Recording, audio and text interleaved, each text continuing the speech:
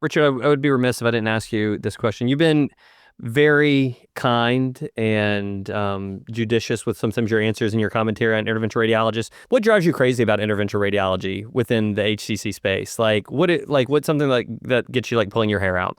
And I alluded this before, what's termed a positive data, what's supportive data, what's talked about from the microphone or from the podium as high-level evidence, right? You look at Cervinib and the SARA study, right? These were Y90 with systemic treatment versus sorafenib, right? Sorafenib versus Y90 and sorafenib. And they were negative studies, right? But somehow there's an excuse. They weren't done right.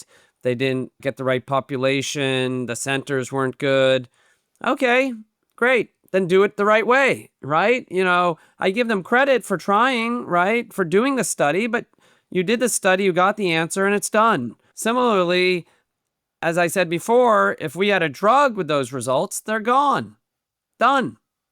Right? But somehow it's the limitations of the evidence or the studies that convince people somehow that things are okay, what we do. Or, generating that high level evidence is not there. The drive to do it or the commitment to do it is probably the most frustrating thing. Fair. Although, don't worry, we just edit out all the criticism from medical oncology anyway. Well, look, this will be another discussion for you all, but histotripsy, right? That's the newest kid on the block and it's just exploding. And where's the data? Sure, absolutely. We talked about it a little bit in BackTable Tuber Board, but certainly plenty more to discuss in that. Absolutely. One of the main questions I had, so when you approach a CTACE procedure, so you're going to do TACE, do you approach it similarly to how you would map a Y90 in that you start broad, maybe you would do a cone beam, and you're trying to get every piece of that tumor, with as much rigor as you would radioembolization?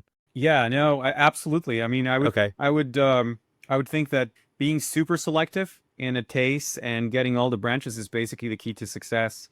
I think that the experts in Japan and South Korea, from whom I learned a lot actually over the years in conversation and also during visits, they're absolute masters in super selective TACE. I mean, they use very, very small microcatheters, get out real far, make sure they cover all of the tumor and get it all done in one shot. They're able to treat recurrences is sub-centimeter size in super selective fashion and preserve a lot of the liver parenchyma. So I think that's absolutely the key to a successful chemoembolization. Does it matter how much of the drug you get in, or can you talk a little bit about how much embolic you have and then some of the doses of your chemo and then? So for conventional chemoembolization, there is a very well-established standard protocol that is actually published by a bunch of really famous folks. Mike Solin, Thierry Debert published a standardized paper long time ago on the standardization of conventional chemoembolization, and usually it entails a 2-to-1 emulsion, very important. This is a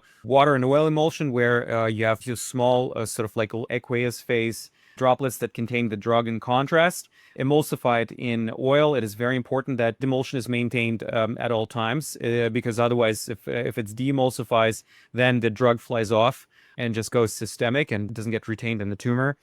And so when you create this emulsion, my rule is to be very specific. You have the 10 cc vial of Lipiodol, you draw that up, then you draw up your drug in sterile water that is, in a small volume, as small as possible. Ideally, in my institution, we work with a pharmacy to create a 2 cc formulation of doxorubicin in sterile water.